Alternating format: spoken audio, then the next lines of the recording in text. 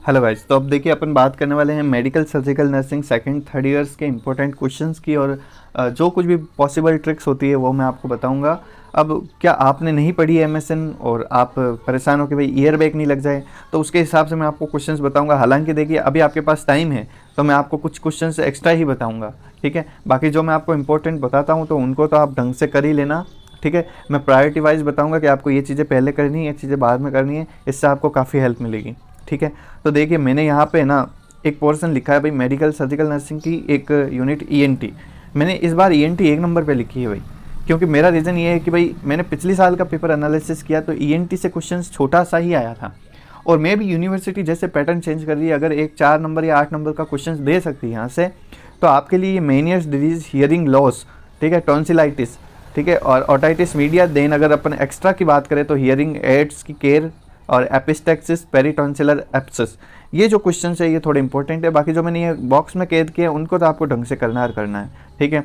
ये 4 number 16 number मैंने लिखे हैं, इसके हिसाब से आपको प्रिपरेशन करनी है, क्योंकि इसमें आपको कंटेंट इतना लिखना पड़ सकता है, ठीक है। और एक आपको चीज़ बता दूं कि कहीं ना कहीं आपको एक सिस्टम की पूरी डिजीज, एक डिजीज तो ऐसे प्रिपेयर करनी चाहिए जो कम से कम आप 16 नंबर की लिखो, ठीक है। तो 16 नंबर से फ़ायदा क्या होता है कि अंदर से कंटेंट मिल जाता है कि कहीं दूसरी डिजीज भी आ गई हो तो अपन उसको हैंडल कर सकते हैं, ठीक है। तो ये स्ट्रेटजी हमेशा यूज़ करनी चाहिए, क्योंकि इससे फ़ायदा यही होता है कि कहीं से भी डिजीज़ आ गई तो अपने पास कंटेंट लिखने के लिए कहीं ना कहीं हमें मैटर सोचना नहीं पड़ेगा। आगे अपन बात करें तो ईएनटी के बारे में ध्यान रखिएगा। आगे अपन आई की बात करें तो मैंने यार देखा है कि आई के क्वेश्चंस रिपीटेडली आते रहते हैं, ग्लूकोमा, कैटरेक्ट, रेटाइनल डिटेचमेंट, ठीक है। तो इस बार कैटरेक्ट है, अब देखिए आते भी 16 नंबर के हैं या फिर 8 नंबर के हैं, तो प्लीज़ आप कैटरेक्ट को ढंग से प्रिपेयर करना। इसकी एनसीपी हो तो वो भी प्रिपेयर कर लेना, पोस्ट ऑपरेटिव एनसीपी कैटरेक्ट की। 4 नंबर में आया तो रेटाइनल डिटेचमेंट आपको पूछ सकता है। और आपने कहीं ना कहीं भाई अब तक पढ़ा है तो आपने, मुझे लगता है, ग्लूकोमा जरूर पढ़ लिया होगा। अगर नहीं पढ़ा है तो प्लीज़ एक ओवरव्यू कर लेना। मैं नहीं कहूँगा कि ये ज़्यादा आने के चांसेस हैं, क्योंकि पिछली बार बड़ा क्वेश्चन पूछ लिया, हर बार यूनिवर्सिटी वही पेपर रिपीट नहीं करती, ठीक है। आगे बात करें तो बर्न की, बर्न में प्लीज़, बर्न ऐसा क्वेश्चन है जो हर साल आता है। अब हर साल कहीं ना कहीं कुछ ना कुछ नया पूछता रहता है। तो लास्ट ईयर्स का अपन उठा के देखें तो भाई उसने फ्लूइड कैलकुलेशंस बहुत बार पूछ लिए, ठीक है, मैनेजमेंट बहुत बार पूछ लिया है। तो इस बार के पॉइंट ऑफ व्यू से देखें तो मैनेजमेंट टाइप्स, उसकी डेफिनेशन तो आपको याद करनी है। कहीं ना कहीं ये रिहेबिलिटेशन वाला क्वेश्चन आपके बर्न में दिख सकता है कि भाई बर्न पेशेंट का रिहेबिलिटेशन कैसे करते हैं, ठीक है। तो इसकी मैनेजमेंट्स वगैरह याद कर लेना। अब मैनेजमेंट में ही कहीं ना कहीं आपको ओवरव्यू में, शॉर्ट व्यू में जो फॉर्मूलाज है वो पढ़ने के लिए मिल जाएंगे जब आप फ्लूइड रिससिटेशन फेज पढ़ोगे तब, ठीक है। आगे बात करते हैं अपने एक इंपॉर्टेंट टॉपिक डिजास्टर की। डिजास्टर में इस बार आपको डिजास्टर नर्सिंग से रिलेटेड क्वेश्चंस देखने को मिल सकता है। पर्टिकुलर डिजास्टर मैनेजमेंट साइकिल वगैरह इंपॉर्टेंट है, बहुत इंपॉर्टेंट है, हर साल आने वाला क्वेश्चन है। बट कहीं ना कहीं ट्राइज की बात करें तो डायरेक्ट ट्राइज ना पूछ के रोल ऑफ नर्स या डिजास्टर नर्सिंग से रिलेटेड क्वेश्चन आ सकता है, तो आप उस हिसाब से थोड़ा लिखने का प्रिपेयर करिएगा।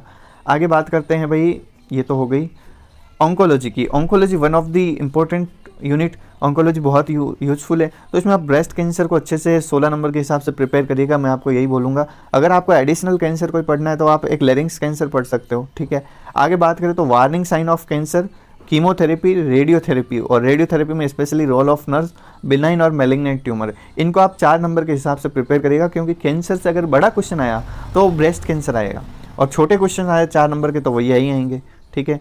आगे बात करते हैं आईसीयू की। ICU this is very important unit for अपने इस एग्ज़ाम के पर्पज़ से, क्योंकि इस बार हो सकता है कि 8 नंबर का क्वेश्चन आपको आईसीयू से देखने को मिले।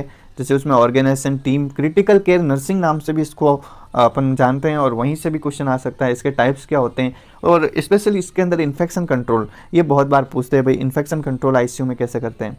आगे नर्वस सिस्टम की बात करें, एक आपको ऐसी यूनिट लगेगी जो आपका माथा ज़्यादा खाएगी, तो प्लीज़ मैं आपको सजेस्ट करूंगा कि आप इसको लास्ट में पढ़ लेना भले, ठीक है, बट इंपॉर्टेंट है, पढ़ना जरूर, छोड़ना मत।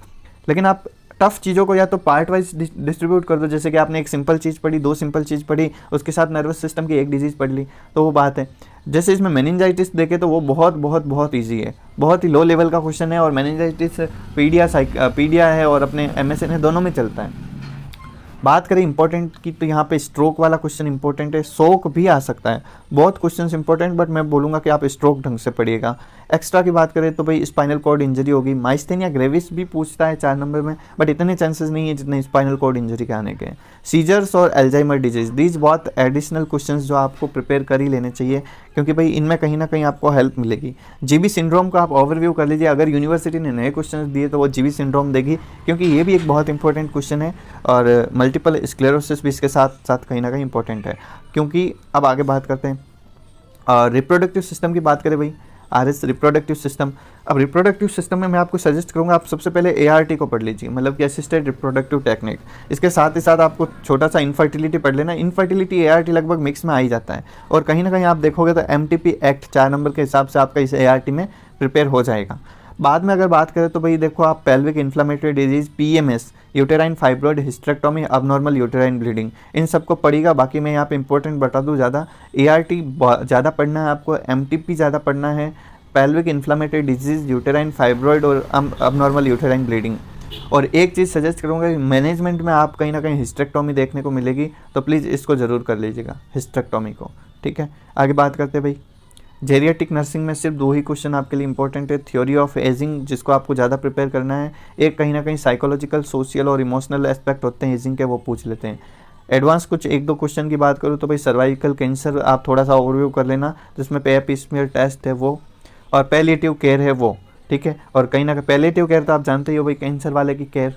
ठीक है, तो ये सारे क्वेश्चन हैं, और मुझे लगता है कि इनसे आपका मोस्ट ऑफ सिलेबस कवर हो जाएगा। हालांकि मैं ये नहीं कहूँगा कि भाई पूरा पेपर ही इसमें से आए, क्योंकि हमेशा एमएसएन का चाहे सेकंड ईयर ले लो चाहे थर्ड ईयर ले लो, एमएसएन हमेशा एक वास्ट सब्जेक्ट रहा है। आप पहले पिछले साल के पेपर भी भाई उठा के देखोगे ना, तो आपको मिलेगा कि रिपीटेड क्वेश्चंस बहुत कम है, हर बार कहीं ना कहीं नए क्वेश्चंस यूनिवर्सिटी डालती है। ठीक है, तो इस हिसाब से ना मैं कह सकता हूँ ना आप कुछ प्रेडिक्ट कर सकते हो, बट ये है कि भाई इतने क्वेश्चंस आप प्रिपेयर करोगे ना, तो आप उस पेपर को ढंग से करके आ जाओगे।